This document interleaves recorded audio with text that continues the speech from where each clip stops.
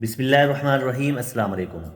لیلۃ القدر یہ خالق کائنات کی طرف سے انسانیت کے لیے ایک بہت بڑا تحفہ ہے۔ اس مہینے کا ہر لمحہ اور ہر گھڑی بابرکت ہے۔ اسی رمضان المبارک کی مبارک راتوں میں سے ایک رات قدر و منزلت والی رات ہے، جس میں عبادت کرنا ہزار مہینے کی عبادت سے افضل ہے۔ اللہ تعالیٰ نے قرآن حکیم میں اسے لیلۃ القدر کے نام سے موسوم کیا ہے۔ اللہ تعالیٰ فرماتے ہیں: إنا أنزلناه في ليلة القدر وما أدراك ما ليلة القدر ليلة القدر خير من ألف شهر تنزل الملائكة والروح فيها بإذن ربهم من كل أمر سلام هي حتى مطلع الفجر۔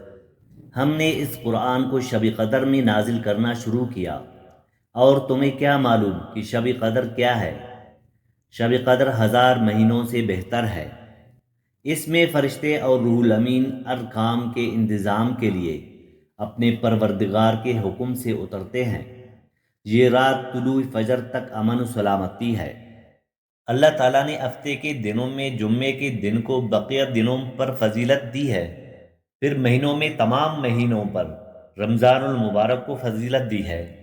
آپ رمضان المبارک میں جب کوئی نیکی کرتے ہیں تو پوری سال کی نیکی ایک طرف اور رمضان المبارک کی نیکی ایک طرف۔ پھر اسی طرح اللہ تعالیٰ نے پوری رمضان کو ایک جیسا نہیں رکھا، بلکہ رمضان کے آخری عشرے کو پچھلے 2 عشروں پر اللہ تعالیٰ نے فضیلت دی ہے۔ رمضان کے آخری عشرے میں عبادت کا ثواب بقیہ 2 عشروں سے کہیں گنا زیادہ ہے۔ اس لیے آپ صلی اللہ علیہ وسلم رمضان کے آخری عشرے میں پوری رات عبادت کیا کرتے تھے، اور رمضان کے آخری عشرے کی جو 10 راتیں ہیں ان کو اللہ نے برابر نہیں بنایا، بلکہ ان راتوں میں اللہ تعالیٰ نے ایک رات ایسی بنائی جو پورے رمضان کی راتوں سے افضل ہے۔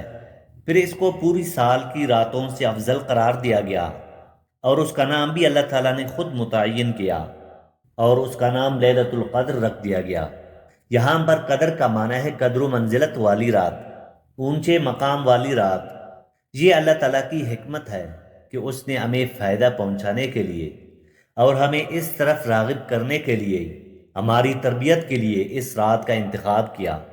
محترم دوستو، یہ جو اللہ تعالیٰ کی طرف سے ہمیں تحفہ ملا ہے، یہ ہمارے لیے ہے کہ ہم اس سے کس طرح فائدہ اٹھا سکتے ہیں۔ پھر اس رات کو ایک نیکی کا ثواب بڑھا چڑھا کر دیا جا رہا ہے۔ پھر ہم دیکھتے ہیں اللہ تعالیٰ کے خاص بندے اس موقع سے فائدہ اٹھاتے ہیں۔ یہ رحمت والی رات ہے۔ قرآن نے اس رحمت کو بیان کیا ہے کہ یہ جو لیلۃ القدر کی رات ہے، اللہ کی طرف سے اتنا بڑا اجر و ثواب والی رات ہے کہ قرآن خود اس کا تذکرہ کرتا ہے۔ اللہ تعالیٰ قرآن پاک کے اندر فرماتے ہیں: لیلۃ القدر خیر من الف شہر۔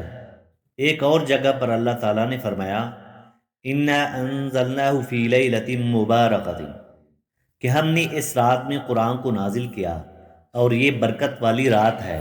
اس رات کو ایک عبادت کا اجر ہزاروں گنا بڑھ جاتا ہے۔ آپ پوری زندگی مسلسل عبادت کرتے رہے اور اس ایک رات میں بھی عبادت کریں۔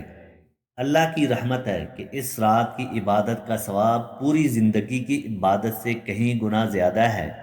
یہ بہت محرومی کی بات ہے کوئی شخص اس رات کو بغیر عبادت کے گزارے۔ اس لیے کہا جاتا ہے جو بھی فضیلت والے دن یا فضیلت والے راتیں ہوتی ہیں ان میں جیسے عبادت کا ثواب بڑھ جاتا ہے، گناہ کا عذاب بھی اسی حساب سے کہیں گنا بڑھ جاتا ہے۔ اسی طرح رمضان میں جیسے نیکی کا ثواب کہیں گنا بڑھ جاتا ہے، گناہ کا عذاب بھی کہیں گنا بڑھتا ہے۔ اسی طرح آپ یاد رکھیں کہ لیلۃ القدر میں 3 قسم کے لوگ ہوتے ہیں۔ ایک تو وہ لوگ جو عبادت کر کے اس رات کو قیمتی بناتے ہیں، دوسرے وہ لوگ ہیں جو محروم ہوتے ہیں، پوری رات سوتے رہتے ہیں، تیسری قسم کے وہ لوگ ہیں جو اس رات کو بھی گناہ کرنے سے باز نہیں آتے۔ یہ بدبخت لوگ ہیں۔ محترم دوستو، علماء کرام یہی حکمت بیان کرتے ہیں کہ آپ صلی اللہ علیہ وسلم نے ہمیں یقینی طور پر لیلۃ القدر کی رات متعین کر کے نہیں بتائی۔ آپ صلی اللہ علیہ وسلم نے یہ فرمایا: آخری عشرے کی طاق راتوں میں تلاش کرو۔ پھر اس کی حکمت علماء کرام بیان کرتے ہیں: اگر وہ رات متعین کر دی جاتی اور پھر اس رات میں کوئی پوری رات سو کے ضائع کرتا تو اللہ تعالیٰ کی حجت اس پر تمام ہو جاتی۔ اللہ نے اس امت پر احسان کیا اور بتایا یہ آخری اشروں میں ہے۔ علماء کرام یہ بھی بتاتے ہیں کہ لیلۃ القدر کی رات کو متعین کر کے نہیں بتایا گیا تاکہ لوگ اس بہانے زیادہ سے زیادہ عبادت کریں اور جو طلبگار ہے انہی کو ملے۔ اب جو آخری 10 عشرے میں یقینی طور پر پوری عبادت کرے گا اس کے لیے تو لیلۃ القدر یقینی ہے۔ جو آخری عشرے میں کچھ راتیں جاگے گا کچھ راتیں نہیں جاگے گا تو اس کے بارے میں زیادہ امکان ہے وہ اس بابرکت والی رات سے محروم ہو جائے گا، اور اسی طرح سے جو شخص طاق راتوں میں عبادت کرے گا تو اس کے بارے میں زیادہ امکان ہے کہ وہ لیلۃ القدر کو پھالے گا۔ محترم دوستو، ایک اہم بات یہ ہے کہ اس رات کو اپنے نفس کا محاسبہ کرنا اور اپنا احتساب کرنا ہے، اور آنے والے دنوں کے لیے بہتر سے بہتر پلاننگ اور منصوبہ بندی کرنی ہے کہ زندگی کے بقیہ ایام کو کس طرح سے اللہ اور اس کے رسول صلی اللہ علیہ وسلم کے اصولوں کے مطابق گزارا جائے۔ اور لیلۃ القدر والی رات اللہ تعالیٰ سے دعا اور توبہ کرنی چاہیے۔ اس رات میں آپ عبادت کریں اور اللہ تعالیٰ سے دعا مانگیں۔ اس رات کو اللہ کے حضور گڑ گڑا کر اپنے ایمان اور سلامتی کے لیے دعا کرنی چاہیے اور اپنے گناہوں کی مغفرت مانگنی چاہیے اور اپنی آخرت کی فکر کرنی چاہیے۔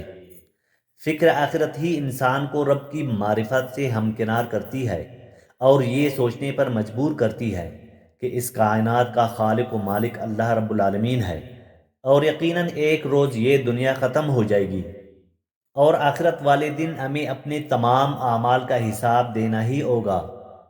دنیاوی زندگی کی جتنی بھی ساعتیں باقی ہے انہیں کارآمد بنانے اور رب کی رضا کے حصول کے لیے صرف کرنے کی کوشش کرے تاکہ کل آنے والے دن کے عذاب سے بچ سکے۔